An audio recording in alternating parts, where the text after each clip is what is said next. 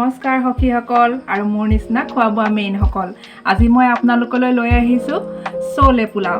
আহকচোন চলে পোলাও বনাওঁতে কি কি ইনগ্ৰেডিয়েণ্টছ মই ব্যৱহাৰ কৰিছোঁ প্ৰথমতে চাই লওক।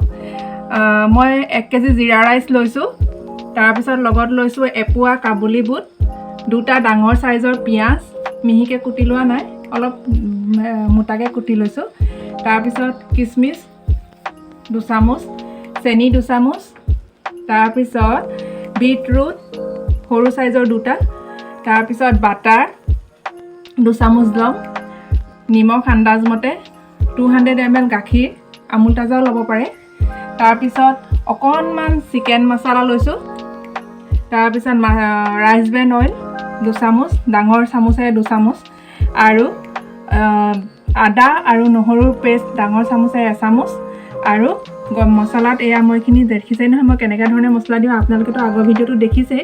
ইয়াত দিছোঁ মই তেজপাত, লং 2টা, ডালচেনি অলপমান গোটাকৈ, অকণমান জিৰা গুড়ি আৰু গৰম মছলাৰ গুড়ি। আহকচোন তেতিয়াহ'লে বনাওঁ আহকচোন। প্ৰথমতে তেলখিনি দি লওঁ।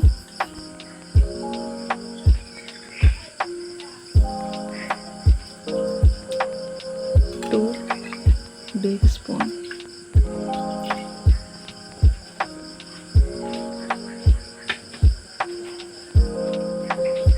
যিহেতুকে তেলখিনি যথেষ্ট গৰম হৈছে,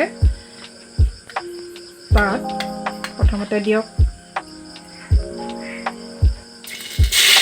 নহৰু আদাৰ পেষ্ট, পিঁয়াজ,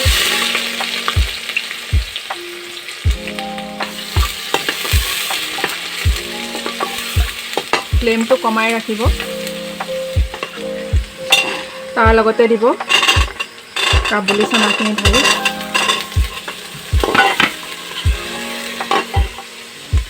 দু চামুচ চেনি,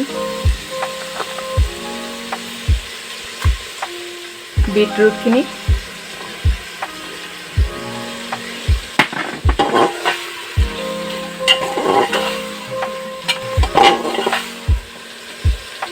one tablespoon chicken curry powder,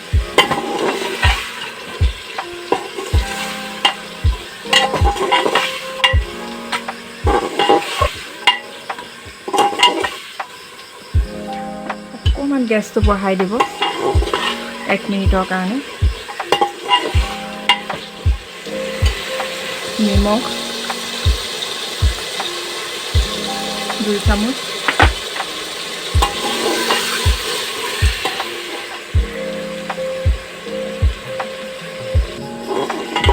দেখিছেনে কি ধুনীয়া এটা কালাৰ আহিছে। 2 মিনিটৰ কাৰণে এনেকৈ লাহে লাহে কমকৈ চিমত দি পেলাই অকণমান হ'বলৈ দিয়ক। 2 মিনিটৰ পাছত দেখিছেনে কি ধুনীয়া এটা কালাৰ আহি গ'ল।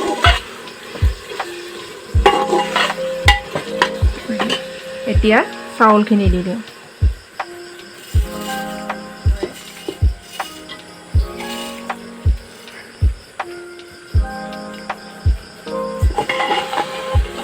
গোটেইখিনি ধুনীয়াকৈ মিক্স কৰি লওঁ।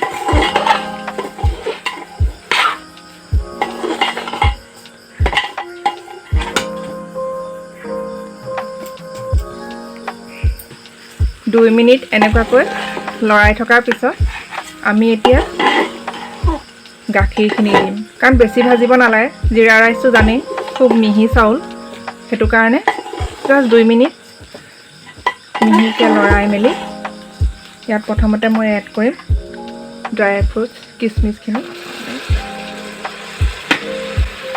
তাৰপিছত দিম গাখীৰখিনি,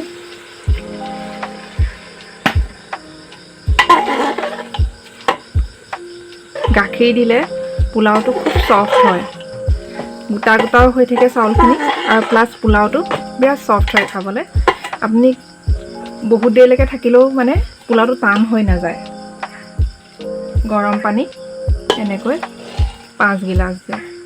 এতিয়া ফ্লেমটো বঢ়াই দিয়ক। দেখিছেনে 5 গিলাচ পানী দিয়াৰ পিছত আৰু 200 ml গাখীৰ দিয়াৰ পিছত কি ধুনীয়া এটা হেৰি আহিছে। এতিয়া ভাপৰখন লগাই দিওঁ আৰু এটা হুইচেল মাৰিবলৈ ৰাখি দিওঁ আহকচোন। নহয় পানী আৰু গাখীৰখিনি দিয়াৰ পিছত কি ধুনীয়াকৈ উতলটা আহিছে। গেছটো ল' ফ্লেমতে ৰাখিব। মছলাৰ যে পটলিটো বান্ধিছিলোঁ টোপোলাটো লাহেকৈ ইয়াৰ মাজত সোমাই দিওঁ।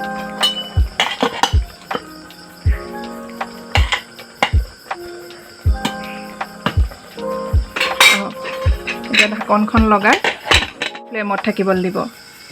অলপ সময় ঠাণ্ডা হ'বলৈ কাৰণে ৰাখি দিয়ক, কাৰণ এতিয়ালৈকে আমি ইয়াত বাটাৰ এড কৰা নাই। ঠাণ্ডা হৈ লওক, তাৰপিছত বাটাৰটো এড কৰিম। আহকচোন চাওঁ কেনেকুৱা হৈছে। ধুনীয়া হৈছে দেখিছেনে?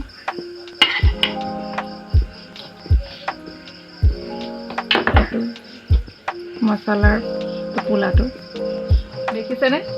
মই বিট দিয়াৰ কাৰণে পোলাওৰ কালাৰটো অকণ বেলেগ আহিছে। আৰু এইবোৰ পোৱালিগালেতো কেতিয়াও চব্জি এনেই নাখায়, বিট দেখিলেতো সিহঁতি ভয়েই খায়, হাত জাপে মাৰে।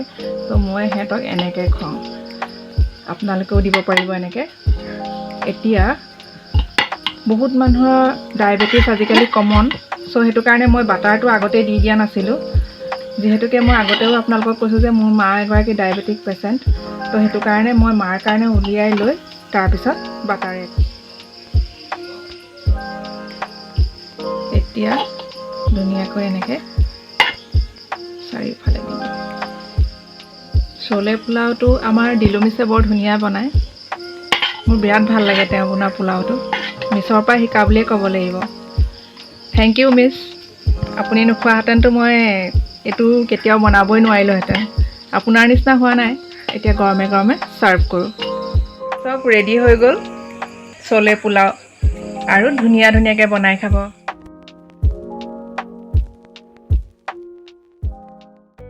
আপোনালোকৰ যদি মোৰ ভিডিঅ'টো চাই ভাল লাগিলে প্লিজ লাইক, শ্বেয়াৰ আৰু ছাবস্ক্ৰাইব কৰিব।